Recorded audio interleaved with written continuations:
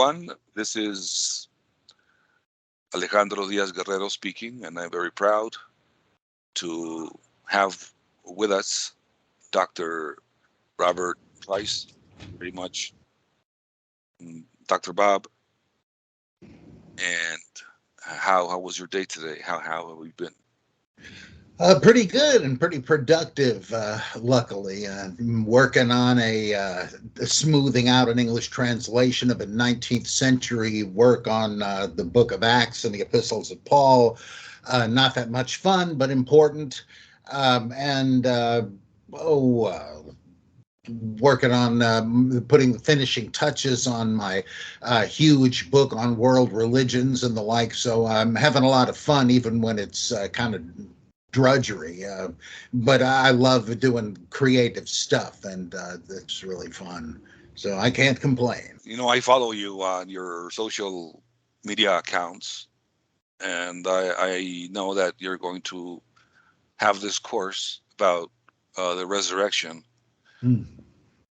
Without giving any spoiler, but would you like to share with me a little bit what's going to be about? Yeah, I've tried to cover basic things about the scholarly study of the resurrection idea, including aspects of it that are less well known even to people that make a hobby of studying the stuff.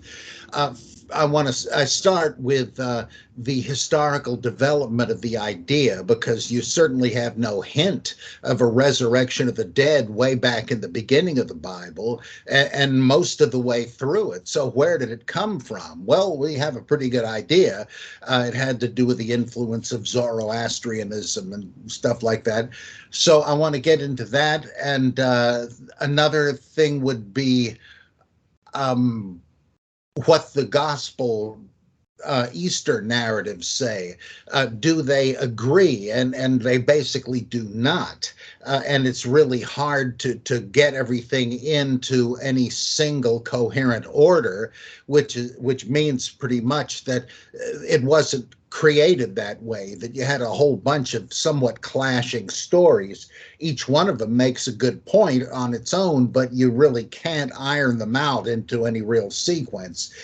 I also want to compare the sources of their Easter narratives. Like Matthew's is heavily indebted to the book of Daniel, oddly enough, but you can tell once you analyze the language and so on. Luke has a lot of similarities to legends of Asclepius, the healing god. The story of the disciples on the road to Emmaus just almost has to be based on a much older story of Asclepius healing people who went all the way to the holy city to be healed in their case, and nothing happened, and so they're dejected, and on their way home they're met by a man they don't know, and so what's the matter here? And they tell him, and he says, well, why don't you put the stretcher down here and we'll see what we can do. He cures her, he reveals himself, and he's gone. That's an awful lot like Luke's story. And the Gospel of John, it has two versions crammed together of the visit of the women to Jesus' tomb. And in one version, it's only Mary Magdalene, and Jesus says to her, go and tell my brethren goodbye. It's like he doesn't anticipate any further appearances. Where did this come from? Well, that's the key, the cornerstone of Gnosticism. And I go into why that is. And there's just so, why doesn't Mark have a resurrection appearance? Well, it's because he's doing a different kind of a story. It's an apotheosis story where the absence of a body is somehow proof that the person has now gone to heaven one way or another. Then related to that, another session will be about are the ideas of resurrection from the dead and ascension into heaven originally two phases of the same sequence, or are they alternatives? Because there are various stories like that of Moses and Elijah and Enoch, where some great spiritual hero doesn't die and therefore doesn't rise, but he's assumed into heaven to be with God forever. And today, even Muslims think that's what happened to Jesus. He didn't die, but he was assumed into heaven, from whence he will return. Now, you got a billion people believe in that. That doesn't tell you whether it's true or not, but it sort of makes you sit back and say, wait a minute, why do I believe what I was taught? I mean, who's right about this? And oh boy, do the gospel Easter narratives fit with the discussion of resurrection in 1 Corinthians 15? No, they don't. How do you explain that? You can't paper it over. And so I have about 7 of these topics, and the 8th session would be my addressing questions that people will have emailed me about any and all of the topics up to that point. So I think even if you think you know a lot about the issue, as you may well do, there's interesting stuff here that you will not easily hear anywhere else. And so I'm really eager to do this.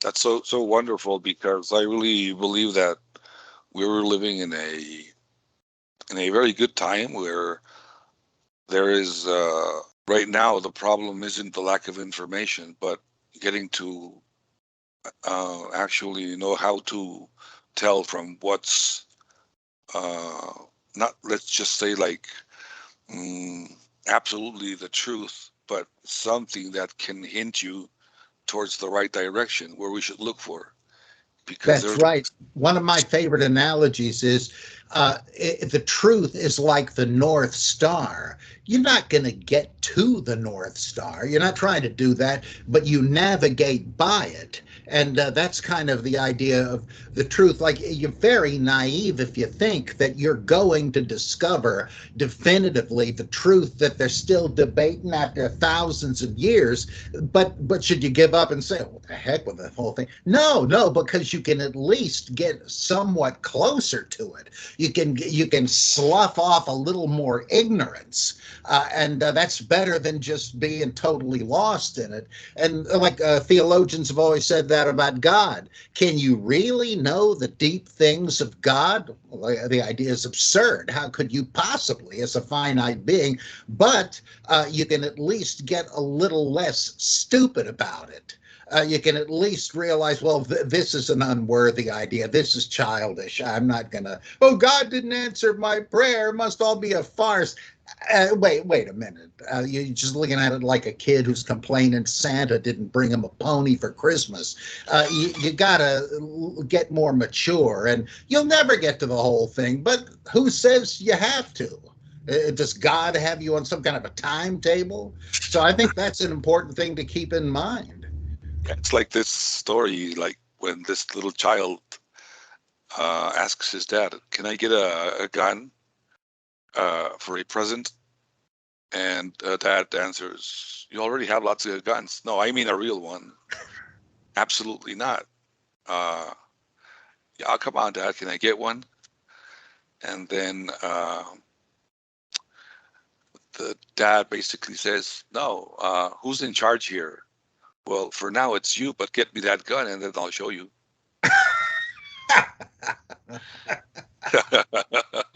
Oh boy. That's how, My. for me, those are awesome jokes and stories.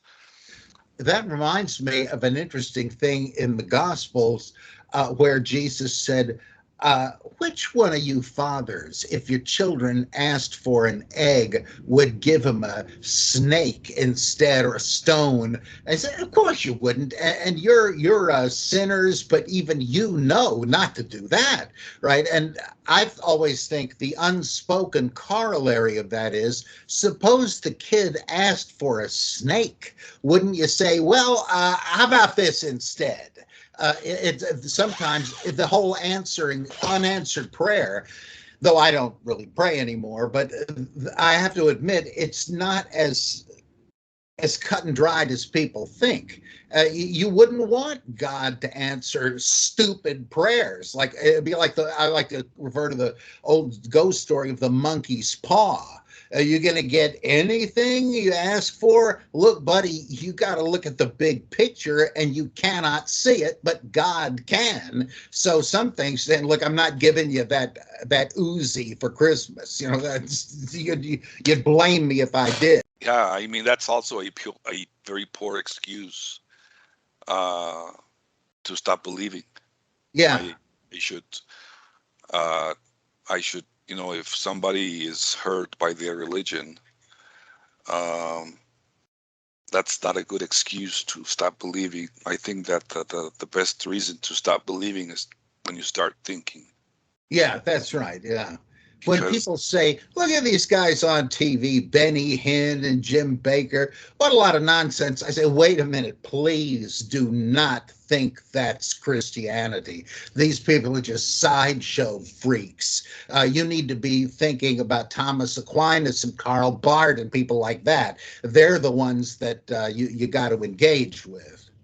yeah, and possibly like all these many people that, like they say, no, I stopped using drugs when I became religious or whatever.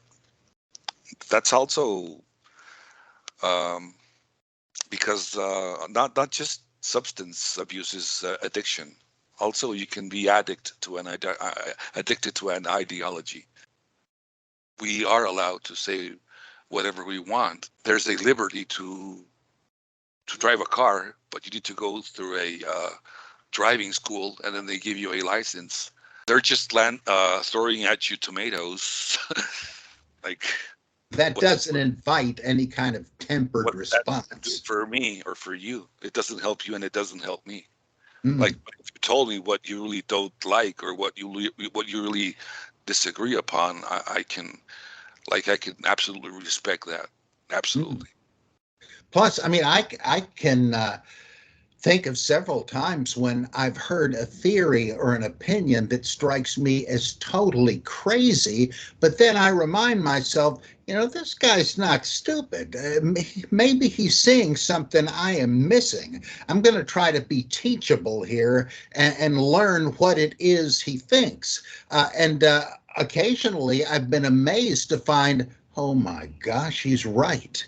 And But that's exciting. I'll seek that out. Exactly. Like little diamonds, they're not easy to find, but they're very valuable, right? Mm, mm, I'd like to approach with you, doctor, if it's possible.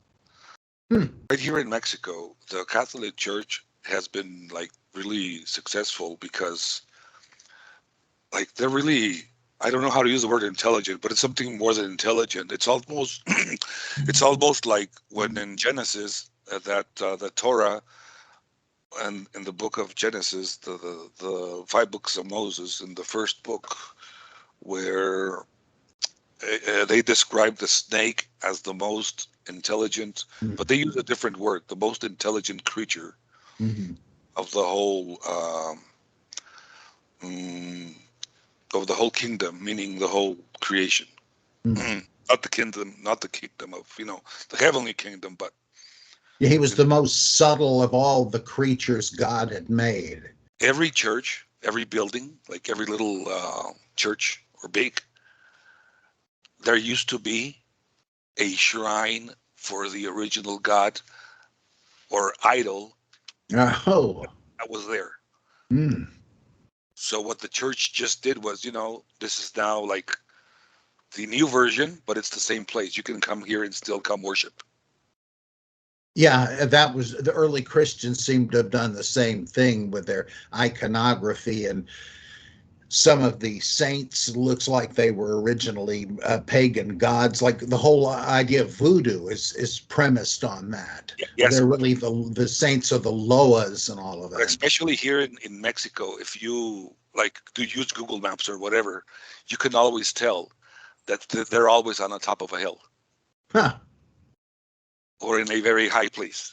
Like Always. in the Old Testament, the high Exactly. The places. high places. Exactly.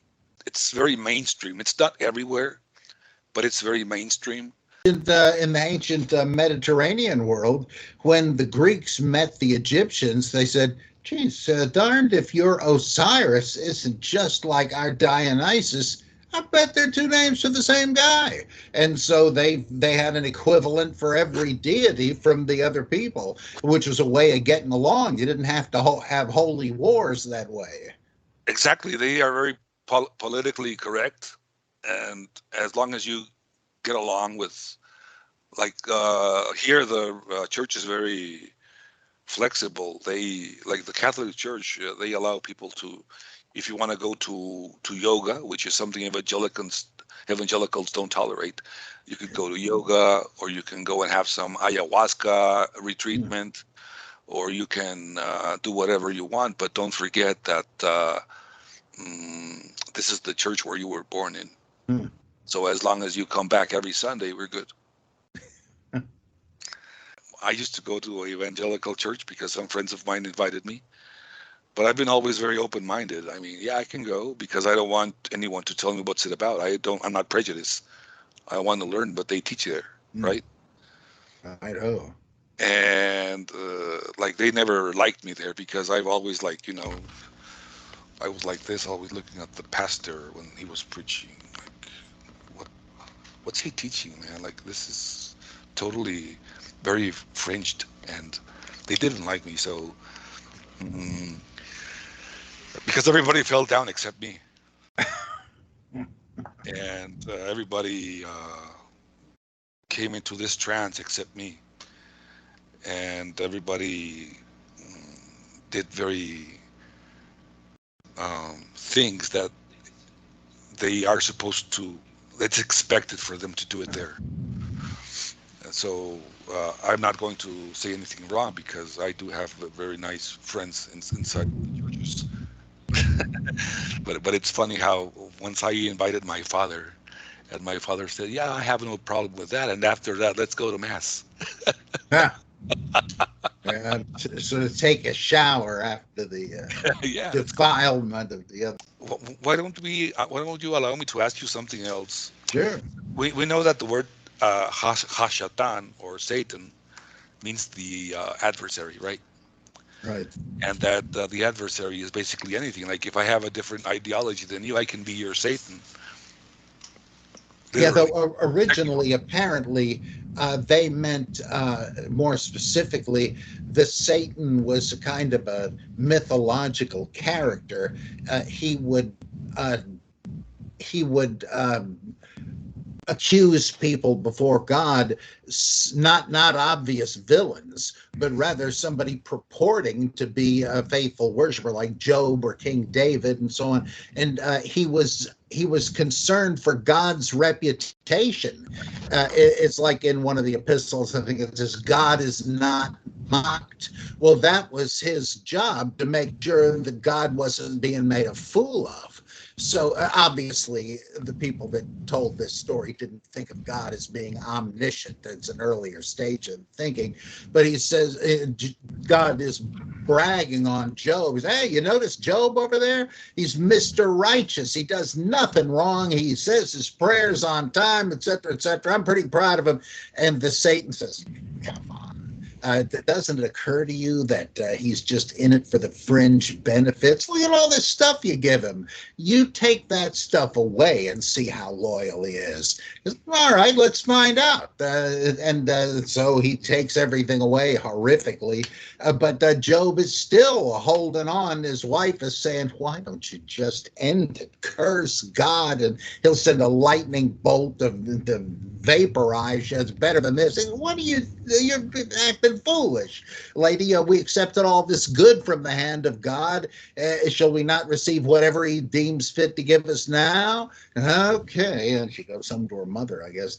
And so Satan and God meet again. And God said, "Hey, what I tell you, you moved me to take everything away, but he still holds fast his loyalty." Yeah, yeah, of course he does, because you wouldn't let me really do my thing. Let me assault him, and we'll see. He'll repudiate you fast enough. And all these terrible bodily illnesses and afflictions consume him. And this time, Job is not quite so passive. And yet, God still commends him. Well, that's so Satan is not trying to get Job to become evil. This, at least in Greek, the same word translated temptation is also just as well translated testing. Like when Jesus is driven into the wilderness after his baptism by the Satan, is the devil trying to get him to take advantage of his powers? Oh, you must be hungry. Turn these stones into bread. And so, no, sorry, no can do. And he says, if you're the Son of God, you ought to be able to do this. Yeah, but that's not. Just do it because you can. And I'm sticking with God, and he quotes Deuteronomy. So that's what Satan is supposed to be doing. He's making him run the gauntlet. Or the Last Supper, Luke 22, Jesus says to Peter, Simon, Satan has demanded his right to sift you all like wheat. But I've prayed for you so that when you come back to your senses, you can strengthen your brethren. Why is he doing that? Why is he allowed to do it? Because that's his job. We got to see if these guys are up to the task, etc., etc. So he isn't evil until they start combining him with other enemies of God, like Leviathan, the seven-headed dragon mentioned in the Old Testament. Well, what do you know? There he is again in Revelation. Or Beelzebul, a Philistine god, a rival of Jehovah. They start combining them, and now Satan becomes evil, like Ahriman in Zoroastrianism. And they change his name from Satan to Sathanael, adversary of God, which is not what he was to begin with. But they figured if they can scapegoat him and say, evil doesn't come from God, it's this guy's fault. Well, that doesn't help. I mean, how come God created him? But it's interesting how the idea changes.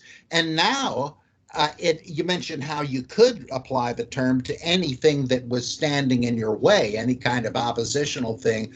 Well, it's become even farther away from the original than that, because now Satan is just used for any kind of temptation. Like, I'm sure you've heard people say, well, Satan was tempting me to break my diet. Wait a minute, let me get this straight. You mean the Prince of Darkness who led a palace revolt against God, he is trying to get you to eat a second slice of cake? Don't you think he has better things to do than that? It's like, are you listening to yourself? What are you saying? It's just like a trivialized whole thing, reducing it to nothing. Seriously, you can't say that about the Prince of Darkness. Mm. But coming to the serious original question, following your line of thought, so that's the role of Satan. So in the minds of believers, what do they really and what are they really afraid of if when they say that there was a demonic possession or that we saw a ghost or what are these? I don't I don't doubt it. I mean I'm a good faith like if someone tells me something, it's not that I don't. I mean, I doubt about the whole phenomena, but I do understand that he might have had that personal experience. Mm. How you, as a theologian, how would you understand these phenomena when people feel they're attacked by a certain demonic, like the literal conventional language we use today, a demonic? Because in Hebrew they say it's a they don't like to use the words for these creatures because they feel that they're going to like invoke them. But how Speak they of the call them, devil and he'll appear. because the way they say in Hebrew, like they're called, uh, they call them, they call them a shed or a shedim Mhm. in plural. So they usually just say the shin dalit or the shin dalits for the two letters, the shin and the dalit, Oh. the shedim. So they even have that in rabbinical teachings, that there are Shin Dalits, and that they do have certain, because God is fair and He gave for His creation everyone a spot to live in. But you, as a theologian, on what you know, I would really appreciate for you uh, to give us a quick explanation about what happens to a person that claims to has been having these experiences. Well, in the Gospels, a professor of mine, J. Ramsey Michaels, years ago wrote an interesting article where he says, I forget which is which, but he says one of the evangelists, when he's listing the things Jesus would cure people of, seems to consider demon possession an illness. Another seems to consider all illnesses the result of demon possession. And let's see. Oh, there's another way of grouping it. Let's see. All sicknesses are possession. Possession is a kind of sickness, and that there are two different things. There is illness caused by whatever, and then just frenzied madness, which probably they're thinking of epilepsy, because that Greek word means to be seized upon. Like, oh my God, the demons got me. And I would think that basically it's just an ancient illness category, so that you are like you're walking along and somebody jumps out of the shadows on your back and wrestles you to the ground, that's what's happened, that you've been attacked and afflicted by a demon, perhaps invading you. And that would just be wild, screaming insanity. Now that we hesitate to even say that because it sounds like we're insulting the poor people so afflicted, but that's not the point. The point is to show the gravity of what it is they're suffering. And so I think that, like, I've read symposia by evangelical Christian psychologists, who, one or two of them said, as a Bible believer, I believe there are evil spirits and demons, but I have to admit I have never run across a case that looked genuinely like that. The people I've met who think they're possessed really are just schizophrenics or whatever. But I know a guy, really famous, venerable evangelical author, Michael Green. I debated him once. He was telling me about an exorcism he performed. And this guy was no nut. He's a very sedate gentleman, very brilliant. And I don't know I wasn't there. I can't laugh it off. I don't know what's going on. So my first instinct is to think that demon possession is a delusion, and that exorcism is probably the way to deal with it, because you're engaged in a psychodrama. You have to say, okay, you're demon possessed. Well, there are rules to this. I am able to cast you out. It might take a bit. I got to roll up my sleeves and, the power of Christ compels you and all that. But that's what they expect. And they know they have to quit the field eventually. But there may be things that, there are things we don't understand. So I'm not so arrogant and conceited to think that if I don't know about it, it doesn't exist. Who knows what's out there? I certainly don't. So anything's possible as far Right as now, I'm what you concerned. said rang a bell. There's this author called Alejandro Jodorowsky, and he has a book called Psychomagic. He just said it, Hmm, psychodrama, psychomagic. And hmm, he is a Russian immigrant, and he was a somewhere in Chile, living in South America, hmm, and then right now he's living in France. And he describes in his book in Psychomagic that he wanted to learn this psychodrama. Now he calls it psychomagic because it's a hmm, magical performance where you have to make believe the patient that he is actually being healed or liberated or whatever. hmm. And he actually learns the secrets. He says that he goes and become a disciple of this old lady that she was very famous in Mexico City. She was just an ordinary woman that she claimed she had powers, but these powers were like there were no powers involved. She just knew how to trick the eye really well, and she could Hmm. take out of you a piece of gut or whatever, showing you this is what was making you sick or whatever. Hmm. And so he learned that, and he does not belittle those methods because he says Hmm. that some humans need that as a sort of experience to live that Yes, that's right. I agree completely. and move on And and be free. you need to be able to get a hold of what is going on inside you, and myths and symbols enable you to do that. Claude Levi-Strauss wrote this great essay, The Effectiveness of Symbols, and he gives an account of a woman who could not give birth, and it was getting past the time, and so they set up this sort of exorcism ritual, and the shaman invoked all these spirits from folklore. Grandfather alligator, I'm summoning him, and this one and that one, and they're fighting the demons that are stopping you. This gave the woman something to root for.